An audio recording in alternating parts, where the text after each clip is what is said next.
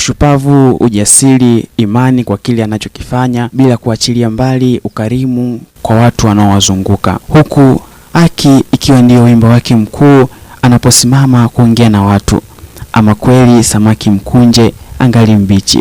Karibu tumjue kwa undani zaidi shujaa huyu aliyezaliwa mkoani Singida Januari 20, 1968 na kupewa jina la Tundu Antipas Mugwai Lissu. Alizaliwa na kusoma shule ya sekondari Iliboru ya Arusha na kuhitimu mwaka 1983 na baadaye kusoma chuo kikuu Dar es Salaam nchini Tanzania. Ni mwanasiasa, wakili na mbunge wa zamani wa Tanzania ambaye kwa sasa ni mwenyekiti wa Chama cha Demokrasia na Maendeleo Chadema. Nchini Tanzania alijulikana kwa msimamo wake wa wazi dhidi ya rushwa, ukiukwaji wa haki za binadamu na matumizi mabaya ya madaraka.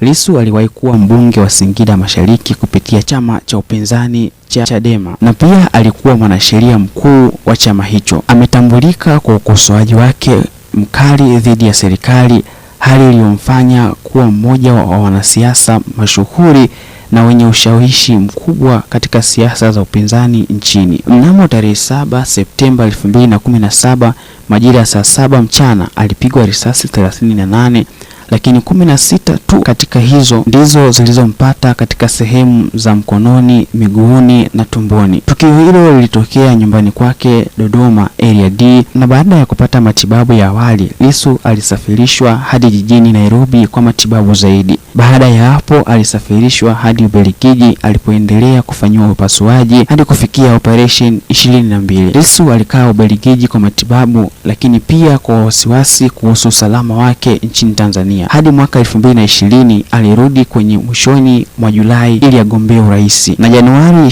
2023 Tundu Lissu alitangaza kuwa amerejea Tanzania baada ya miaka 5 ya uhamisho wake nchini Ubelgiji. Haki za binadamu, usawa na mabadiliko ndio ulikuwa wimbo wake mkuu tangu alipochaguliwa kuwa mwenyekiti wa chama hicho kikuu cha upinzani, akiwa na wimbi kubwa la wafuasi wanaoungana naye katika kampeni yake ya kudai haki na usawa nchini. Kama Waswahili wasemavyo, mtakacho uvunguni sharti ainame. Ndivyo kiongozi huyo alivyokuwa akijitahidi kutafuta cha uvunguni tangu awe kiongozi kuanzia ubunge hadi mwenyekiti wa chama. Ikumbuke kuwa Lissu alitiwa mbaroni Aprili 9, 2025 Mbinga mkoani Iringa na kupelekwa Dar es Salaam, na siku iliyofuata Aprili 10 alishtakiwa kwa kesi ya uhaini katika mahakama ya hakimu mkazi Kisutu. Hiyo inachukua takribani miezi 5 sasa tangu kiongozi huyo atiwe mbaroni, kesi ambayo inatarajiwa kuendelea siku ya tarehe 18 mwezi wa 9, 2025. Swali ni je, kesi hii itafika mwisho kama wengi wanavyotarajia ama itakuwa bado na mwendelezo zaidi? Baraka Alex, Banes TV.